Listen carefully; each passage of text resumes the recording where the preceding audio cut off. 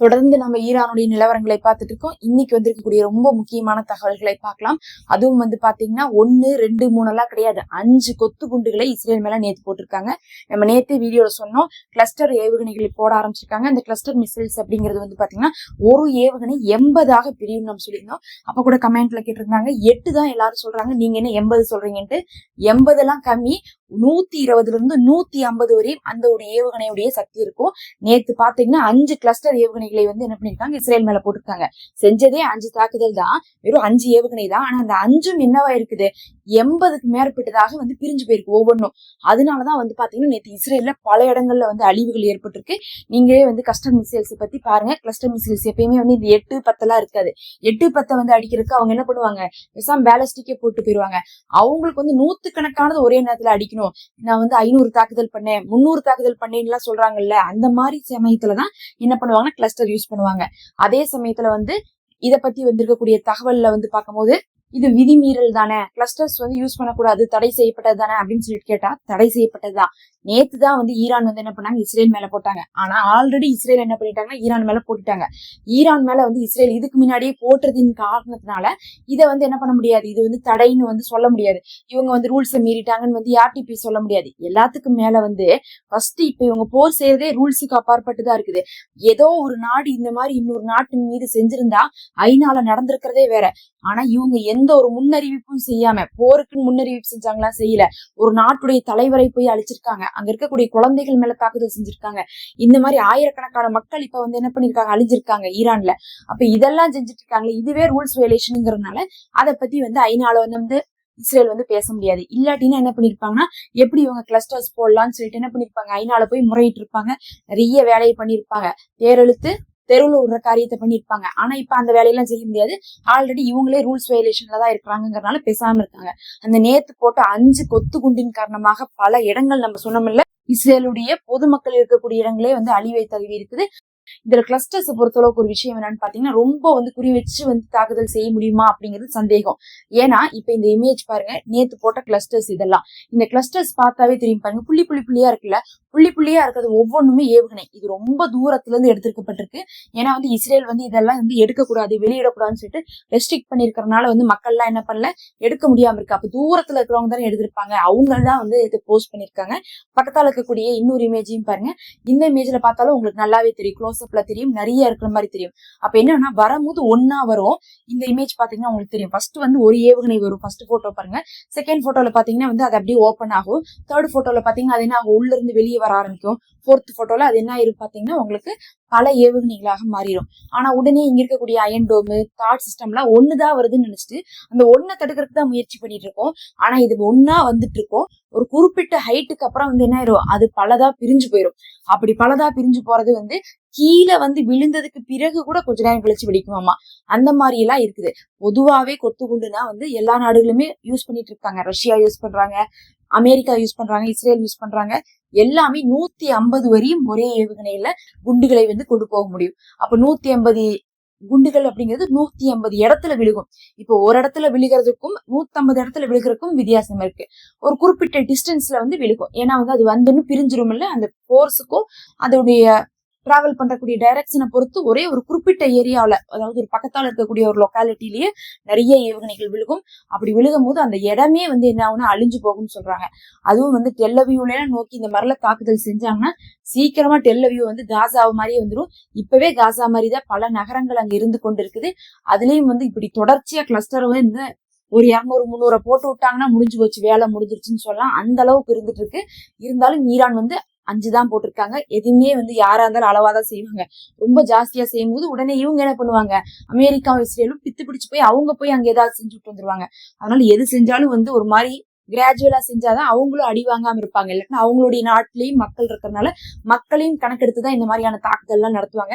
ஏன்னா சிலர் இதை பத்தி சொல்றீங்க கமெண்ட்ல, ஒரே தடவை போய் இதை பண்ணிட்டு வரலாம்ல, ஒரே நேரத்துல 10,000 ஏவுகணை தாக்கலாம்ல அப்படின்லாம் சொல்றாங்க கமெண்ட்ல. நாம அப்படி நினைப்போம், ஒரே நேரத்துல தாக்கலாம்ல, இவங்கள்ட்டதான் இத்தனை ஏவுகணை இருக்குது, எதுக்கு டெய்லி 4 நாளா அடிச்சிட்டு இருக்கீங்க, அதுக்கு ஒரே நாளே ஆயிரக்கணக்கா அனுப்பணும்னா அவங்க தோல்வி தழுவிடுவாங்கல்லன்னு சொன்னா, அந்த மாதிரி எல்லாம் ஒரே நேரத்துல பெரிய அழிவை ஏற்படுத்த முடியும்.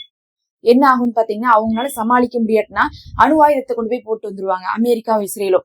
இதுக்கு முன்னாடி இப்படிதானே ஹிரோஷிமா நாகசாக்கி மேல எல்லாம் போட்டவங்க தானே இவங்க என்ன கண்ட்ரோலாவா இருந்திருக்காங்க, அந்த மாதிரி செய்யக்கூடியவங்க தான். அதனால அந்த மாதிரி ரொம்ப ஒரு இதா எடுக்க மாட்டாங்க. ஒரே நேரத்துல எல்லாத்தையும் போடுறதுங்கிறது இஸ்ரேலுமே செய்யறதில்ல. இப்ப இஸ்ரேலுமே பாத்தீங்கன்னா செய்யணும்னா என்ன வேணா செஞ்சிடலாம் ஒரே நாள்லயே. ஆனா அப்படி செய்யாம எல்லாருமே கிராஜுவலா தான் போர் செய்வாங்க. போருக்குன்னு சில ரூல்ஸ் இருக்கு. நமக்கு இங்க இருந்து பார்க்கும்போது சீக்கிரம் கிளைமேக்ஸ கொண்டு வாங்கப்பாங்கிற மாதிரி தெரியும். ஆனா அந்த மாதிரி போர் செய்ய முடியாதுங்கிறத நம்ம புரிஞ்சுக்கணும். இப்படி பார்த்தா ஈரானுடைய கொத்து குண்டின் காரணமாக இப்ப இஸ்ரேலே என்ன இருக்குன்னா சிதைஞ்சு போயிருக்கு. அதுவும் டெல் அவீவை நோக்கியே தாக்குதல் நடத்திருக்காங்க.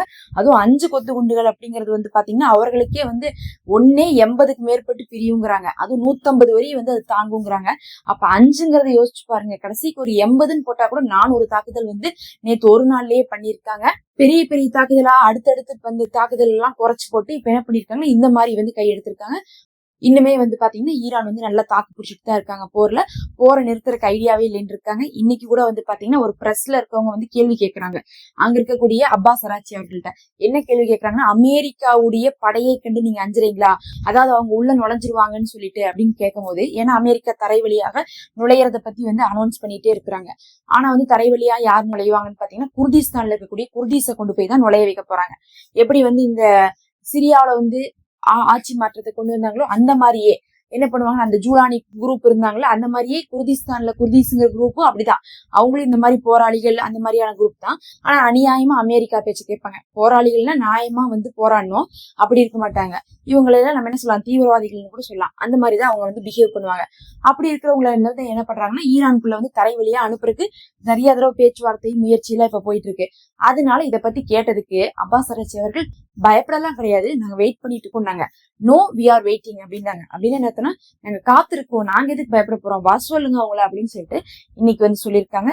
ரொம்ப தைரியமா தான் இந்த போரை என்ன பண்ணிட்டு இருக்காங்க, கையாண்டு கொண்டு இருக்காங்க. இதே சமயத்துல ரொம்ப முக்கியமான விஷயமாக அடுத்து பாத்தீங்கன்னா துருக்கி ஒரு நல்ல விஷயத்த சொல்லியிருக்காங்க. அதாவது துருக்கி மேல ஃபர்ஸ்ட் ஒரு தாக்குதல் நடந்துச்சு. நேட்டோ என்ன பண்ணிட்டாங்க, நேட்டோடைய போர்ஸ் தடுத்துட்டாங்க. ரெண்டாவது பாத்தீங்கன்னா இப்ப அஜர்பைஜான் மேல ஒரு தாக்குதல் நடந்திருக்கு. அதுவும் துருக்கி தான். அதனால பாத்தீங்கன்னா நேத்து மறுபடியும் என்ன பண்ணிட்டாங்கன்னா ஒரு கட்டத்துக்கு அப்புறம் ஈரானை கால் பண்ணி பேசிட்டாங்க. கூப்பிட்டு அந்த அவங்களுடைய எம்பசில இருந்து பேசி, இது எங்களுடைய தாக்குதல் கிடையாது, இது இஸ்ரேல் தான் குழப்பறக்காவும் பண்றாங்க, நாங்க ஃபர்ஸ்ட் எந்த நாட்டையுமே தாக்கல, நாங்க தாக்குறது எல்லாமே அமெரிக்காவுடைய தளங்கள், அமெரிக்காவுடைய இந்த பிசினஸோட லிங்க்ல இருக்கக்கூடிய விஷயங்கள்னு சொல்லிதான் தாக்குறோம், அந்த லிஸ்ட்ல கூட துருக்கி இல்ல, அதனால துருக்கி மேல தாக்குதல் நாங்க பண்ணவே இல்லை அப்படிங்கறதை என்ன பண்ணிருக்காங்க ஈரான் சொல்லியிருக்காங்க. சொன்னதுனால இன்னைக்கு எர்டோகான் அவர்கள் என்ன சொல்லிட்டாங்கன்னா, அதாவது இந்த மாதிரி சூழ்ச்சியை நாங்க நம்ப மாட்டோம், இவர்களுடைய பொய் தாக்குதலை நம்பி நாங்க சண்டை போட மாட்டோம், அதே மாதிரி நாங்க ஈரானோட துணை நிக்கிறோம் அப்படிங்கிற மாதிரி சொல்லியிருக்காங்க. அது கரெக்டா என்ன சொல்லியிருக்காங்கன்னா, இஸ்ரேலின் பொய்யில் சிக்க மாட்டோம், சகோதரர்களுடன் இருப்போம் அப்படிங்கறதையும் சொல்லியிருக்காங்க. அப்படின்னு ஈரானுக்கு சப்போர்ட்டா இருக்க போறோங்கிறத இன்னைக்கு துருக்கியுடைய எர்டோகான் அவர்கள் சொல்லியிருக்காங்க. இது ரொம்ப நல்லதுதான். அதாவது துருக்கியில ஒரு நல்லதையும் பண்ணது கிடையாது தனியா, கடைசிக்கு கெட்டது பண்ணாம இருந்தாவே அவங்களாம் நல்லது. ஒரு சிலர் எல்லாம் சொல்லுவாங்கல்ல, நீங்க எல்லாம் ஒன்னும் செய்யாம இருந்தாவே அதுதான் எங்களுக்கு நீங்க செய்யற பெரிய நல்லதுன்னு. அந்த மாதிரி துருக்கியில எதுவுமே செய்யாம இருந்தாவே போதும், அதை விட்டு போட்டு அவங்களும் போருக்குள்ள வந்துருவாங்களோங்கிற ஒரு பயத்தை ஏற்படுத்தி வச்சிருந்தாங்க. நடுவுல பாத்தீங்கன்னா நேட்டோவா கொண்டு வரணுங்கிறதுக்காக இஸ்ரேலும் அமெரிக்காவும் நிறைய திருட்டு வேலைகள் பண்ணாங்க. நேட்டோ படைகளை கொண்டு விட்டுட்டு நம்ம அப்படியே கலந்துட்டு போயிடலாம், அவங்க பாட்டு அடிச்சுக்கிட்டே இருக்கட்டும் அப்படின்னு நினைச்சாங்க. அதே மாதிரி இந்த அரபு நாடுகளை எல்லாம் கோத்து விட்டுட்டு அப்படியே அடிச்சுக்கிட்டோம்னு நினைச்சாங்க. ஆனா அரபு நாடுகள் புரிஞ்சுட்டு என்ன பண்ணிட்டாங்கன்னா, சவுதி, யுஏஇ, கத்தாரு, அதுக்கப்புறம் குவைத், பஹ்ரைன் எல்லாருமே சொல்லிட்டாங்க, நாங்க ஈரானை தாக்க மாட்டோம், ஈரான் எங்களை தாக்கல, எங்க நாட்டுல இருக்கக்கூடிய அமெரிக்க தளத்தை தான் தாக்குறாங்க அப்படிங்கறத அவங்களும் ஸ்டேட்மெண்டா கொடுத்துட்டாங்க. அடுத்தது நேட்டோ கிட்ட போகும்போது பார்க்கும்போது துருக்கி இன்னைக்கு இப்படி சொல்லிட்டாங்க, உங்களுடைய பொய்யில் நாங்க சிக்க மாட்டோம்ட்டாங்க. இது ரொம்ப நல்லதா போச்சு. அப்படி பார்க்கும்போது மறுபடியும் இஸ்ரேல், அமெரிக்காவை யார்கிட்ட போக வேண்டியது இருக்கு, இந்த யூகே, பிரான்ஸ் இவங்க எல்லாத்தான் போறாங்க.